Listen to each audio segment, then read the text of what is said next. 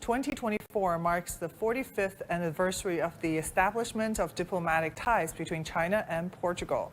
Here's a look back at the economic relations between the two nations. In 2018, Portugal became the first Western European country to join China's Belt and Road Initiative. Bilateral trade saw rapid growth, only falling slightly in 2023 due to weakening global demand. Black pork, beer, and red wine from Portugal are very popular among Chinese consumers.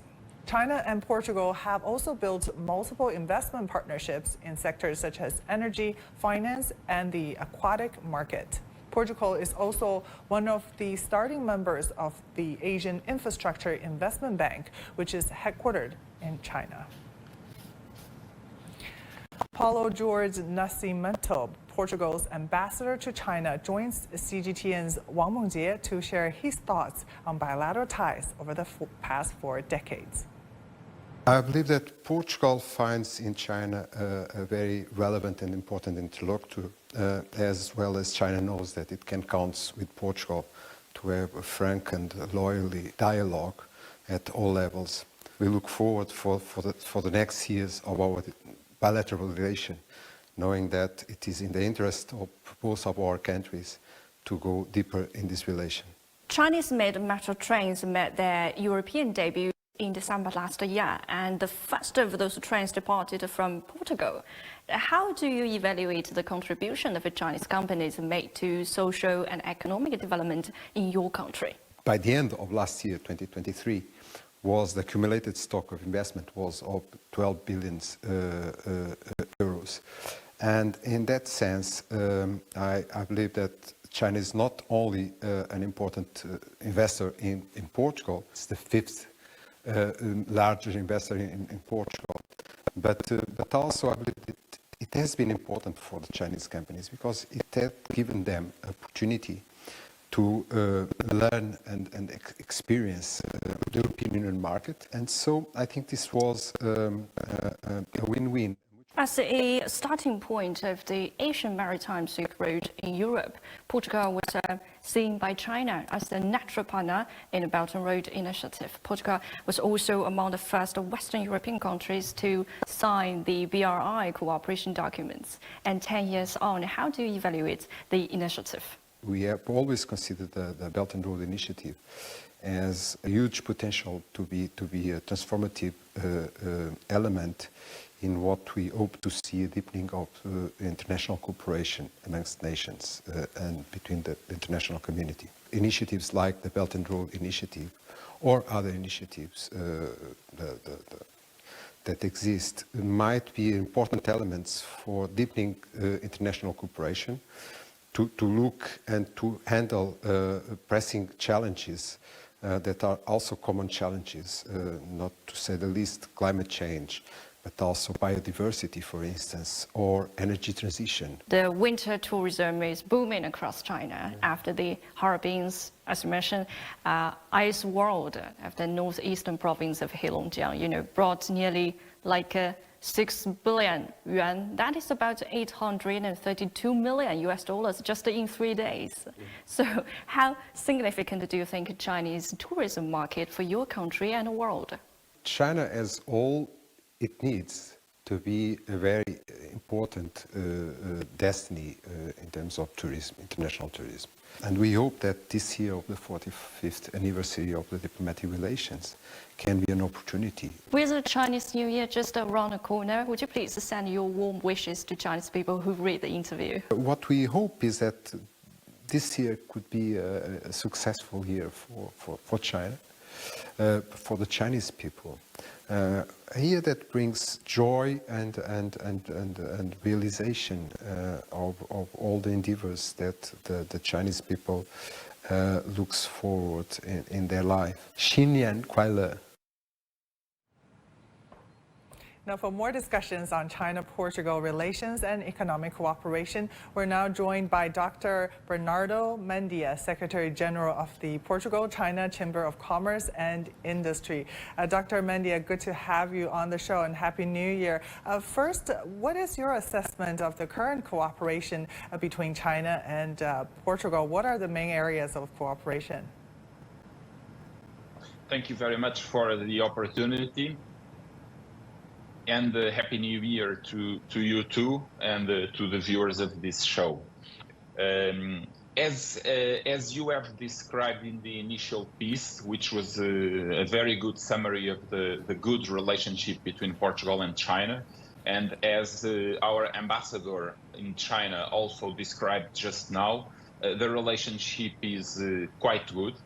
You also mentioned that we are the first country, the first Western country to sign a memorandum of understanding on the Belt and Road, which is always significant. Of course, it's more a political document, but it also communicates a very good and positive and encouraging message to the businesses, to the companies, and to the businessmen to do more business.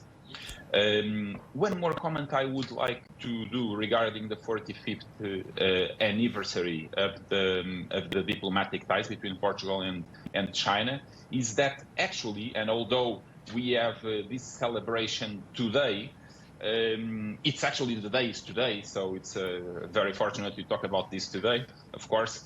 Not by accident, but actually we have a much longer relationship with China, which started in 1513, so 511 years ago, when the Portuguese explorers arrived to the south of China for the first time. As you know, we also had a very good relationship through Macau, where we have had a very good relationship, actually an exemplar relationship between two countries, and where we have administered the territory of Macau for more than 400 years. And I think it's a very good example. It's special, especially nowadays, where there is so much polarization.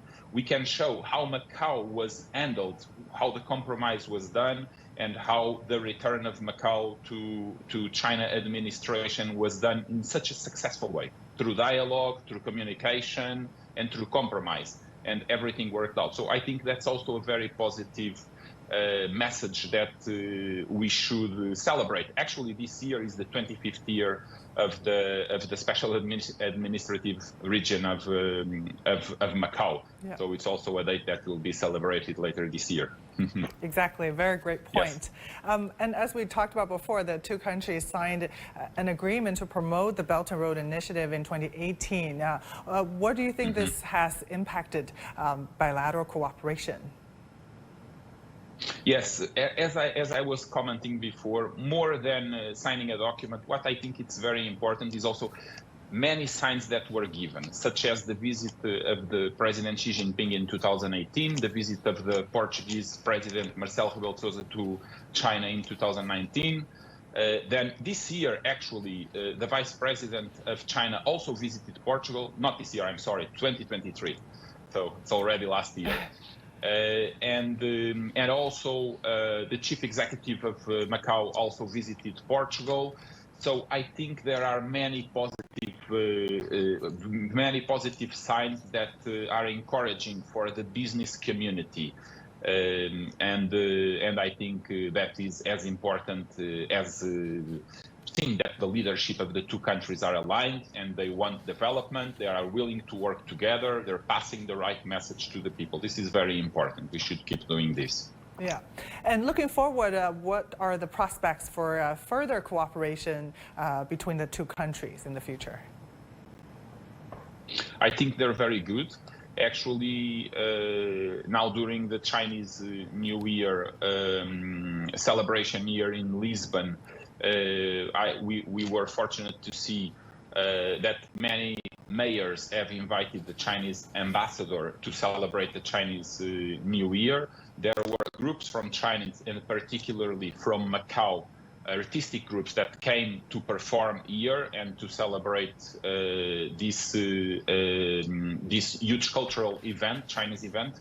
And so that is very positive. But not only that, also the trade. It was mentioned that 2023 we had a little bit less trade, but still We have exported almost 3 billion US dollars of Portuguese goods, and China has exported to Portugal 5 billion. So we're talking about a relationship of 8. Then we also have not only on trade but also on investment. Mostly we have Chinese investment in Portugal, and the companies believe in the country and have plans to continue to invest. So the message that I think it's important to leave is that if we work together, and we should work together, we will also win together. And I think this is the most important, and this is what the Portugal-China Chamber of Commerce and Industry will keep doing, which is promoting trade and investment between the two countries. Yeah, I'm a big fan of wines from Portugal, and I'm sure there's a huge market and huge demand for produce from Portugal. Thank you so much for insights. Great to have you on the show, Dr. Bernardo Mendia, Secretary General of the Portugal-China Chamber of Commerce and Industry. And that's it for this edition.